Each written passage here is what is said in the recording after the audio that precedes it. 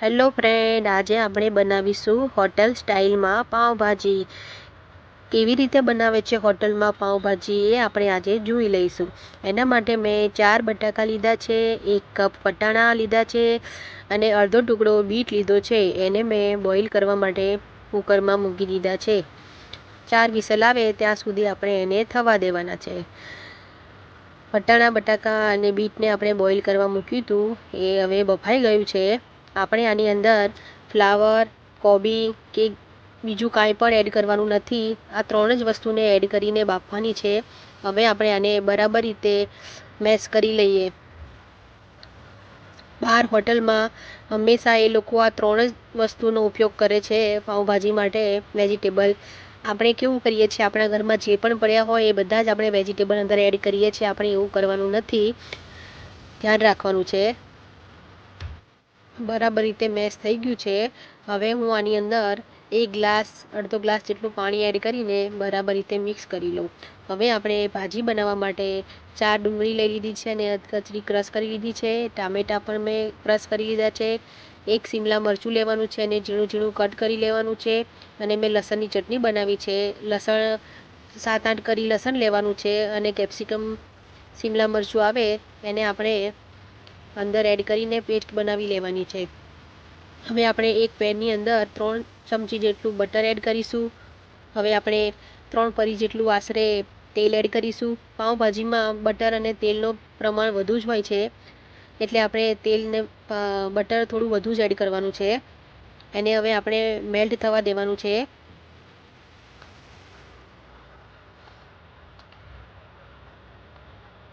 આપણે બહાર જેવી પાઉંભાજી એટલા માટે જ નથી બનતી કે આપણે ફ્લાવરને એવું એડ કરીએ એટલે એની સ્મેલ અલગ જ આવે છે. આ તમે અત્યારે લસણની ચટણી એડ કરશો એટલે એકદમ બહાર જેવી તમને સ્મેલ આવશે. તમે જ્યારે પણ એને સાંતળશો ત્યારે એકદમ મસ્ત સ્મેલ આવશે. આપણે એને બરાબર રીતે સાંતળી લઈએ લસણની ચટણીને. સૌથી પહેલાં આપણે લસણની ચટણી જ એડ કરવાની છે. હવે આપણે એની અંદર ઝીણા કટ કરીને રાખ્યા હતા કેપ્સિકમ મરચું, એને એડ કરી દઈએ. એને પણ આપણે બરાબર રીતે શેકી લઈએ. ધીમા તાપે જ શેકવાનું છે બધું. પાઉંભાજીમાં આપણે બધું ધીમા તાપે જ બનાવવાનું છે. ફાસ્ટ ગેસ ઉપર કાંઈ પણ બનાવવાનું નથી. ધીમા તાપે આપણે શેકાવા દઈશું તો જ બધો ટેસ્ટ અંદર એકદમ સરસ આવશે.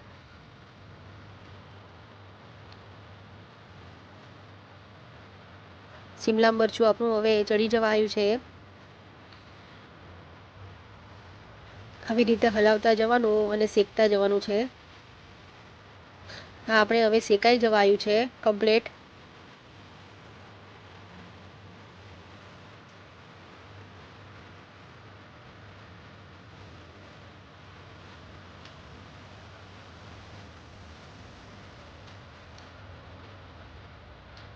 હવે આપણે એની અંદર ક્રશ કરેલી ડુંગળી એડ કરી દઈશું. મેં અત્યારે 3 જણ માટે પાઉંભાજી બનાવું છું એટલે એ પ્રમાણે મેં માપ લીધું છે. તમે વધુ ઓછું માપ લઈ શકો છો.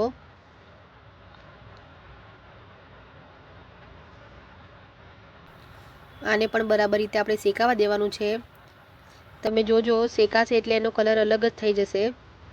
ધીમા તાપે જ બધું થવા દેવાનું છે આપણે.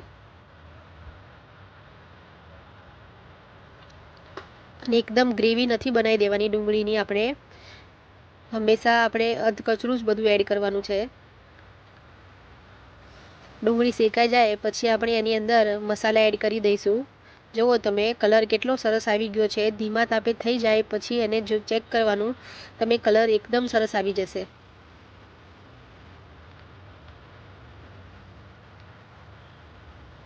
હવે આપણે એની અંદર 1 ચમચી મીઠું એડ કરી દઈએ. 1 ચમચી ધાણા જીરું પાવડર એડ કરી દઈએ. થોડી હળદર એડ કરી દઈએ.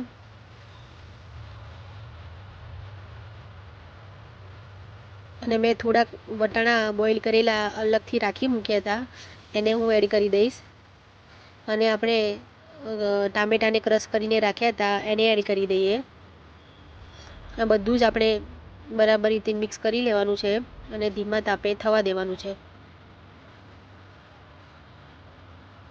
તમે જોઈ શકો છો કોઈ પણ કલર નાખ્યો નથી આપણે, નેચરલ કલર છે આ બીટનો અને ટામેટાનો જ કલર છે નેચરલ.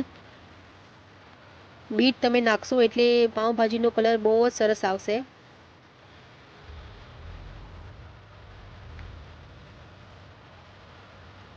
બધું જ આપણે તેલ છૂટું પડી જાય ને ત્યાં સુધી શેકાવા દેવાનું છે ધીમા તાપે.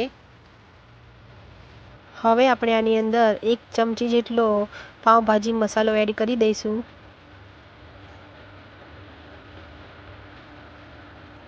એને બરાબર રીતે આપણે સાંતળી લઈએ. ગરમ મસાલો નથી એડ કરવાનો બીજો.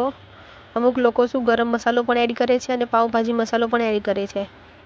ગરમ મસાલો નાખવાથી ભાજી એકદમ બ્લેક જેવી થઈ જાય છે. 1 ચમચી જેટલો પાઉંભાજી મસાલો નાખવાનો છે. હવે આપણે આને બરાબર રીતે મેશ કરી લઈએ. મેસરની મદદથી આપણે બરાબર રીતે મેશ કરી લઈએ.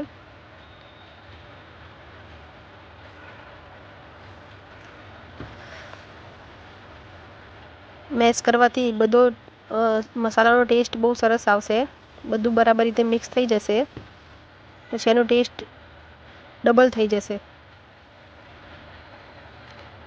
હવે આ મેશ થઈ ગયું છે. એકવાર આપણે એને હલાવી લઈએ.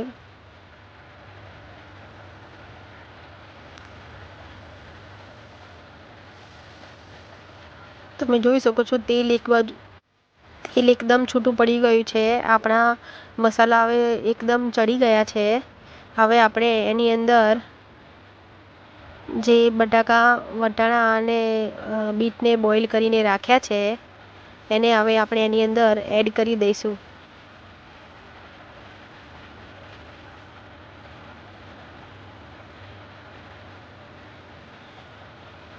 મેં 1 બાઉલ જેટલા લીધા છે. બહુ થીક નથી રાખવાનું. એની અંદર મેં 1 ગ્લાસ પાણી રેડીને પતલું કરી દીધું પહેલેથી જ. હવે આપણે આને બરાબર રીતે મિક્સ કરી લઈએ અને આને પણ ઢાંકીને આપણે 2 મિનિટ સુધી ધીમા તાપે શેકાવા દેવાની છે.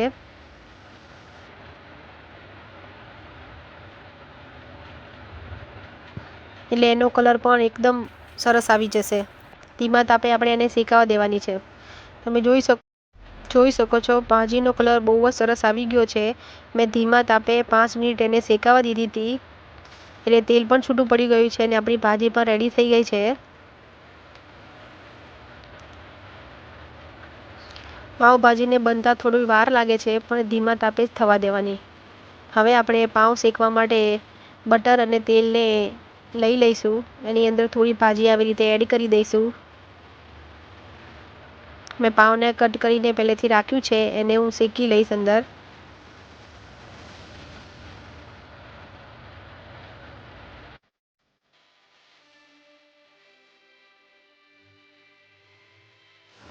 તો રેડી છે આપણી પાવભાજી. મેં સલાડને પહેલેથી સમારીને રાખ્યું છે.